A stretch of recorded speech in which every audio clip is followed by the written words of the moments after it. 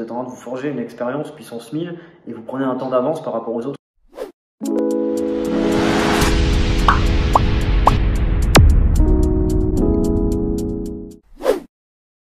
Donc, bonjour Rémi Buzine. Salut Juliette. Tu es journaliste et vidéaste chez Brut.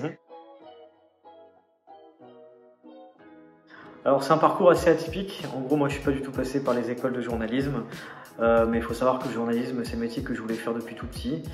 Et malgré tout, mes résultats scolaires n'étaient pas bons, donc je sais que les écoles qui sont réservées à ceux qui ont les meilleurs résultats n'étaient pas pour moi, mais j'avais gardé ce rêve éveillé, malgré tout, malgré les difficultés, malgré le fait que tous les jours on me dise ce sera pas possible. Je me suis dit il faut quand même le garder au fond de soi parce qu'il faut tenter. Et donc du coup j'ai tenté progressivement, c'est-à-dire que moi j'ai arrêté mes études juste avant le bac, à 18 ans.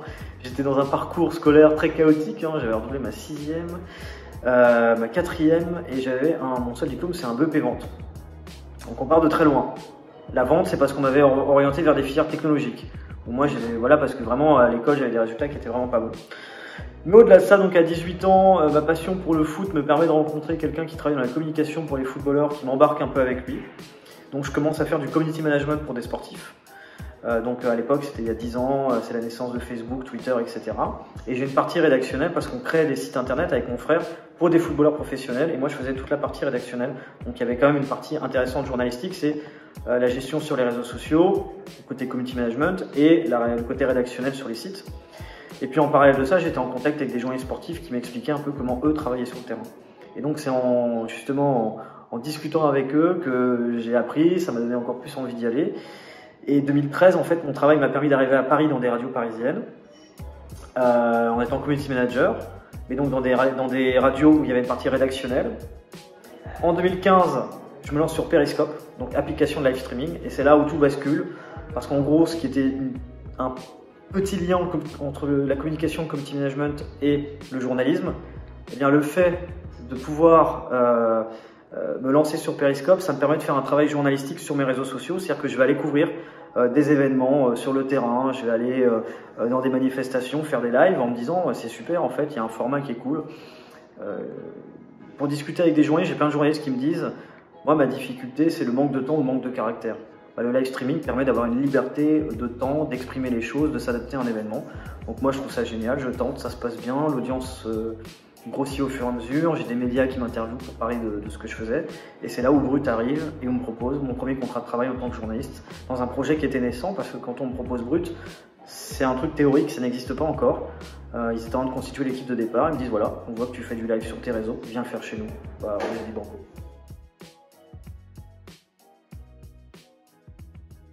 Tu parlais de Nuit debout, c'est justement ça, c'est l'événement qui m'a permis justement d'avoir une certaine forme de visibilité à ce moment-là. Et moi je me suis dit, il y a quelque chose de formidable, c'est jusqu'à maintenant le live était réservé aux chaînes d'infos, était réservé vraiment aux médias parce que ça avait des coûts, il fallait une caméra, un car régie, etc. Et là, l'évolution des technologies, avec la 4G, les smartphones, avec l'application Periscope, justement, c'était une opportunité de se dire que maintenant on peut émettre un live en continu, avoir les commentaires en temps réel. Et moi j'ai trouvé un potentiel énorme sur ce support-là, et c'est pour ça que je me suis rendu naturellement dessus pour tester dans un premier temps, pour voir comment ça marche. Et puis en fait, au fur et à mesure, j'ai vu que l'audience, elle a grossi, que ça commençait à marcher. Et c'est comme ça que Nuit debout était un événement assez intéressant. C'était tous les soirs Place de la République en 2016. Et le live s'y prêtait énormément parce que c'était des moments où il y avait des échanges, il y avait des AG sur place, où les gens discutaient entre eux. Et moi, ça me permettait de capter ces échanges-là, d'essayer de faire comprendre aux gens ce qu'était réellement ce mouvement, parce que beaucoup avaient vu ce hashtag Nuit debout sans comprendre ce qu'il y avait derrière. Ce qu'il y avait derrière, c'était justement de le montrer dans ces lives au long cours. Et il y a eu un élément déclencheur parce qu'il y a un live qui est monté à 82 000 personnes en direct. Et ça a été un peu, je peux dire, une bascule dans ma vie, parce que du jour au lendemain, ce live-là m'a permis, la semaine d'après, de faire une vingtaine d'interviews sur la semaine, d'être sur le plateau de Canal+, sur vraiment des gros médias. Et moi, j'y voyais un intérêt, c'était pas une question d'ego, d'être content de passer à la télé, c'était de me dire, c'est cool, je vais pouvoir parler de ce que je fais dans des médias et peut-être ça va me permettre de pouvoir aller vers le journalisme. Et c'est vrai que ça a été déterminant parce que passer dans des médias, ça te donne de la visibilité, du coup il y a plus de gens qui te regardent, et puis au fur et à mesure il y a des gens qui s'intéressent à ton travail, et c'est comme ça que j'ai pu aller à Brut après Nuit debout, sachant que tu parlais de Nuit debout, mais en parallèle il y avait aussi des manifestations contre la loi travail. Non, il faut pas changer. Il faut pas changer. Je pense qu'on doit avoir la même rigueur qu'on ait 10 personnes qui nous regardent ou 100 000. C'est exactement la même chose. Les principes du journalisme, ils ne sont pas liés à l'audience. Ils sont liés à la déontologie qu'on peut mettre dans son travail, au fait qu'on soit rigoureux dans la vérification de ces informations, et on doit l'être quel que soit le nombre de personnes qui nous regardent. Après, c'est sûr que on sent peut-être plus de pression quand on voit le chiffre avec plus de personnes qui regardent. Mais d'un côté, moi, je me dis, bah tant mieux. Je veux dire, ça montre que ça se développe, que le support dans lequel moi je croyais beaucoup il y a quelques années et où peu de monde était dessus pour regarder, bah, ça se développe, les gens ont envie de s'informer dessus. Donc moi je peux que être content de ça, mais je me dis juste tant mieux, ça change pas grand chose dans mon travail. Ce qui change quelque chose dans mon travail, c'est plus d'intégrer Brut. C'est-à-dire que jusqu'à avant ce moment-là, moi j'étais en solo. Et après ça, je me retrouve avec une rédaction, donc c'est-à-dire le fait de discuter avec d'autres journalistes, de se dire on couvre tel événement ou on couvre pas tel événement, d'avoir aussi la force d'une rédaction, parce que quand tu veux faire des personnes en interview, quand tu es une rédaction, dans une rédaction, tu as plus de chances de les avoir que quand tu es tout seul, parce que eux, ils pensent toujours à la visibilité, à l'impact que l'interview va avoir, et donc quand tu appartiens à une rédaction, c'est un peu plus simple pour avoir certaines personnes.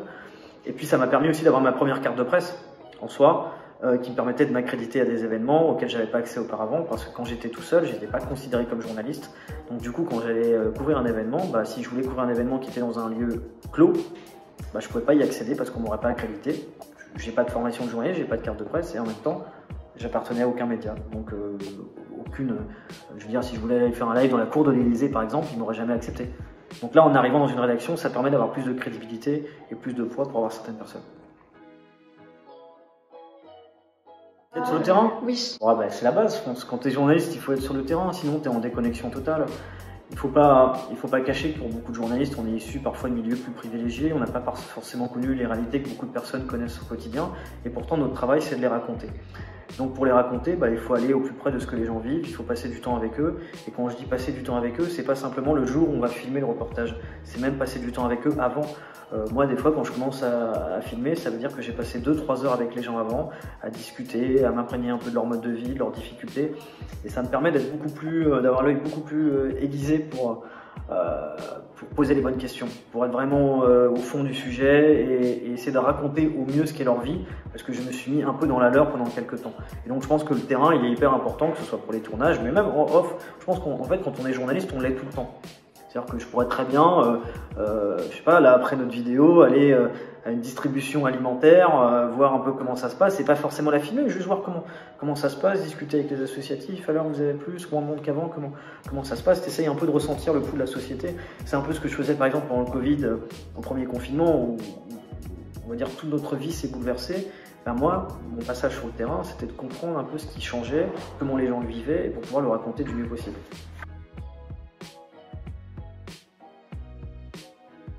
Sur une interview présidentielle, tu sens le poids de la responsabilité, parce qu'en fait tu te dis que le président de la République il n'accorde pas énormément d'interviews à des journalistes, que les citoyens ont plein de questions à lui poser et que tu n'as pas intérêt à te rater parce qu'il faut que tu ailles poser les questions que les gens ont envie que tu poses au président. Et donc du coup tu as quand même un poids sur les épaules, que l'interview ressemble vraiment à ce que les gens qui te suivent, qui te regardent, ces questions-là, qu'elles leur soient posées. Donc dans la construction d'une interview, il y avait deux choses. C'est-à-dire qu'on avait fait des appels à questions sur les réseaux sociaux. On demandait aux gens, bah voilà, de quoi voulez-vous qu'on parle, etc. Moi, ça a été hyper précieux parce que ça m'a permis de prendre des questions des gens et des questions très concrètes. Je trouvais ça génial. Et puis en parallèle, on avait la chance d'avoir un staff à Brut très fourni, avec des gens qui ont de l'expérience de l'interview, qui m'ont aidé pour être le plus zen, le plus serein possible, pour préparer des fiches. Parce qu'il y avait deux choses. Il y avait des fiches de questions qu'on prépare, donc en prenant les questions des gens et celles qu'on avait aussi réfléchies entre nous. On était à peu près une dizaine de personnes à discuter de ça. Et à côté de ça, on avait des fiches de fact-checking. C'est-à-dire qu'on pouvait anticiper parfois certaines de ces réponses, en disant on va lui poser une question, il va nous dire non. Mais nous, on avait des arguments derrière pour lui dire mais si, monsieur le président, vous avez dit ça. Et donc du coup, moi j'avais ces deux choses-là. J'avais aussi ce qu'on appelle une oreillette, qui est très courante sur les plateaux, juste pour la gestion des timings, parce que par exemple, l'interview à la base devait durer 1h30, on a fait 2h30. Mais ça, dans l'oreillette, je sais seulement si on peut aller plus loin ou pas. Et à quel moment on nous dit, bah voilà, il faut arrêter parce qu'on a une liberté. C'est-à-dire que moi, par exemple, cette interview, je l'aurais jamais fait Si je ne pouvais pas poser les questions que je voulais, si on m'avait interdit de poser certaines questions, je n'aurais pas fait cette interview-là. Donc on avait une liberté de poser des questions qu'on voulait, mais en même temps, obligatoirement, il y a toujours une question de timing. C'est-à-dire qu'il faut respecter les timings, etc. Et finalement, on les a explosés quand même, on a fait 1 heure en plus. Et cette orette-là, c'était juste pour m'indiquer les sujets, etc. Enfin, qu'on reste bien dans le... qu'on avance bien comme il faut, puis même des fois des relances, enfin c'est pas comme si quelqu'un te souffle quelque chose dans l'oreille, mais parfois ça peut être presque ça quoi. Pour te dire vas-y coupe-le là, dis ça, vas-y, enfin, ça peut être un peu pour t'encourager aussi. Et c'est vraiment, il faut vraiment le dire parce que c'est vrai qu'on me voit face à la caméra, alors il y avait aussi Thomas Negaroff et Yaman Genghis qui étaient là pour l'interview, mais on a l'impression qu'on nous voit tous les trois face au président tout seul, en fait en réalité il y avait plein de gens derrière qui sont là pour préparer, pour nous aider à être le plus serein, le plus préparé possible.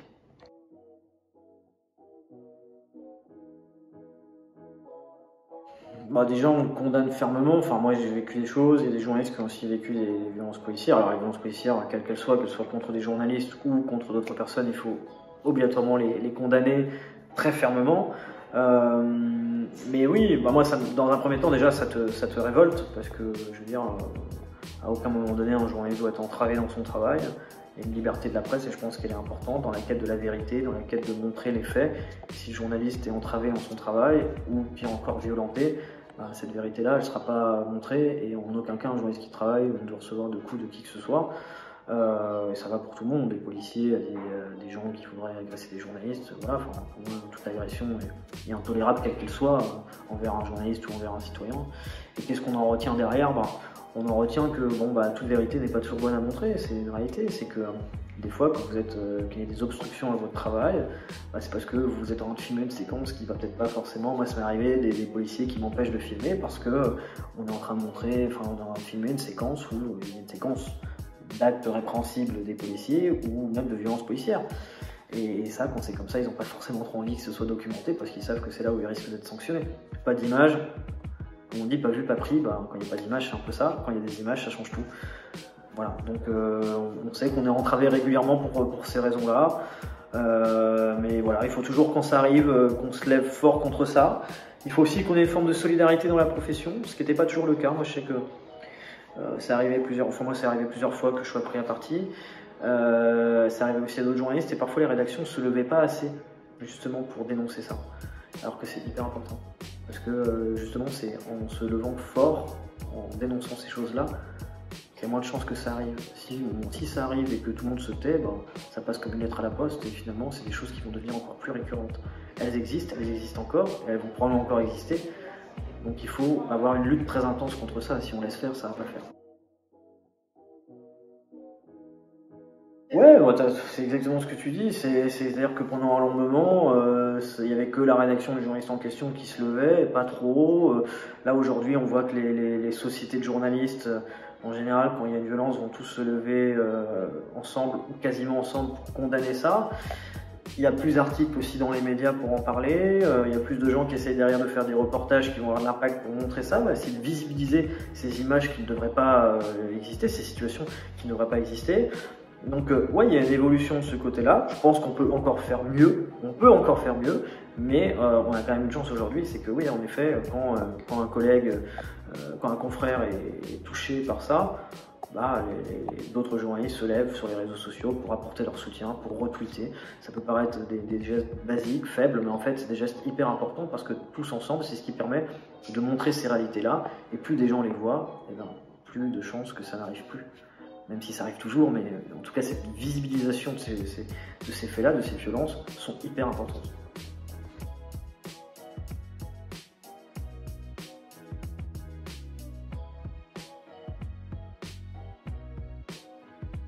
Je te dirais que, en fait, quand Brut s'est lancé en 2016, il y avait un constat, c'est que j'entendais beaucoup de gens qui disaient en fait les jeunes ne sont pas intéressés à l'actualité.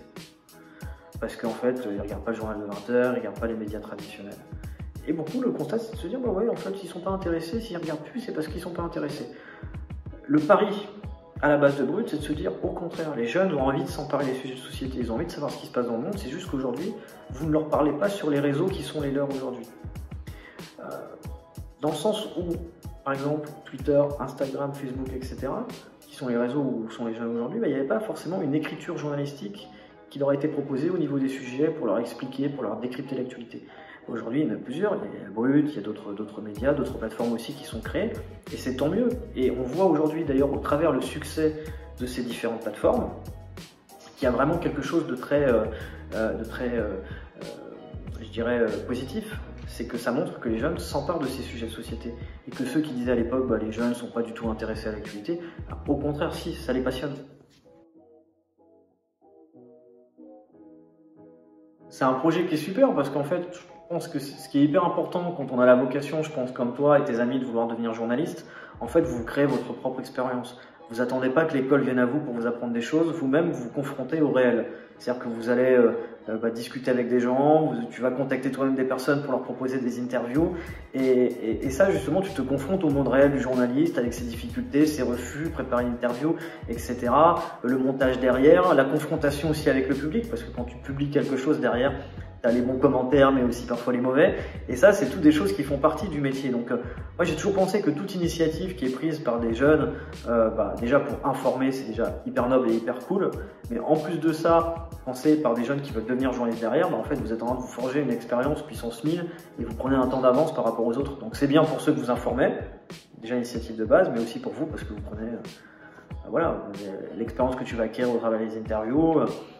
Tu vas voir au fur et à mesure du temps, par exemple tu fais cette interview là, tu vas en faire d'autres, avec le temps tu vas apprendre plein de choses, comment être plus concise, comment au niveau des questions, etc., au niveau du montage, comment rendre le truc plus percutant, et ça c'est cool.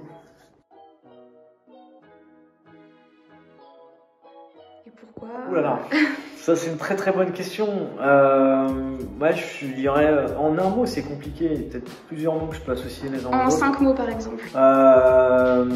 Je dirais c'est ouvert sur le monde. Ça peut dire beaucoup, mais pour moi c'est hyper important, c'est d'aller raconter la vie des autres, d'aller raconter la vie de ceux qui vivent des difficultés, peut-être au travers des mouvements sociaux, ceux qui luttent justement pour construire un monde meilleur, ceux qui luttent aussi pour avoir une vie meilleure, tout simplement pour vivre et pas survivre. Et c'est un peu mon travail, c'est-à-dire d'y aller avec, je pense, de l'humanité, de l'empathie, l'envie de raconter la vie de ces gens qui sont parfois invisibilisés, et la chance de pouvoir travailler dans un média comme Brut qui est plutôt bien regardé, et de se dire que de montrer la vie de ces gens, peut-être que ça peut les aider, peut-être que ça peut créer des connexions. Moi, ça m'a parfois beaucoup touché après des reportages de voir des vagues de solidarité qui vont se faire derrière. Je me souviens avoir été dans le bureau d'un médecin pendant le Covid où le médecin disait j'ai pas de blouse, j'ai rien. Pendant le live, on en parle, et puis je reviens 10 jours plus tard, et en fait, il y avait plein de gens qui avaient regardé le direct, qui lui avaient envoyé des blouses. Et du coup, son bureau était inondé de blouses. Je pense aux distributions alimentaires pour les étudiants, pour les jeunes, ou les longues files d'attente. Je pense qu'on a tous vu, on a vu énormément de monde. J'avais fait un reportage là-dessus, je reviens un mois plus tard, et le gérant de l'association me dit mais on a plein de bénévoles qui sont venus grâce à ton reportage. Et ça, ce sont des choses qui font chaud au cœur, même si à la base on est là pour informer. Et si derrière ça permet à des gens de se mettre en connexion, de vouloir aider, ou même peut-être à des jeunes qui regardaient chez eux, de se dire moi je suis en difficulté, j'étais pas au courant de cette distribution alimentaire, je peux venir participer à cette distribution, tant mieux. Donc c'est ça, je veux dire, la solidarité, l'entraide, et puis vraiment d'essayer d'être le plus ouvert sur ce que vivent les autres, pour le partager aux autres justement. Merci beaucoup pour cette interview. Merci à toi, je voulais juste rajouter un truc, parce que franchement bravo, t'as fait ça sans notes. Oui. Ce qui est pas mal du tout, parce que c'est vrai qu'il y en a plein qui ont des fois une feuille et ils se perdent dedans. Toi t'as fait tout de tête, donc bravo.